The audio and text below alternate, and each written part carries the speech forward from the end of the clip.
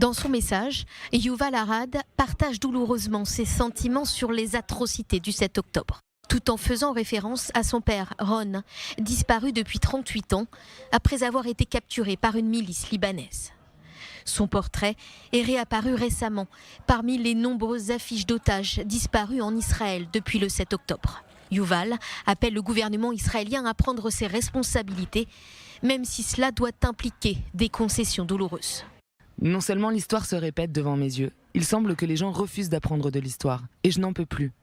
Pour ramener les kidnappés à la maison, les décideurs, le gouvernement et les leaders doivent prendre des décisions difficiles. Et ils doivent ramener à la maison les 136 otages.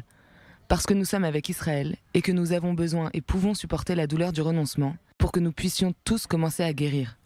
Yuval Harad revient sur les événements du 7 octobre et partage avec douleur la perte de son père.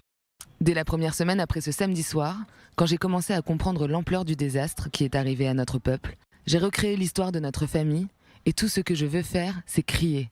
Au cours des 3 derniers mois, j'ai mémorisé les noms de tous les otages. J'ai lu l'histoire de la vie de chacun et j'ai senti comme si le trou que mon père avait laissé dans mon cœur s'agrandissait.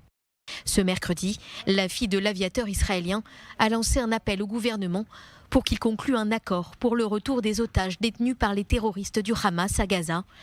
Et face aux promesses du gouvernement qui annonce faire son possible, elle leur recommande d'être prudents.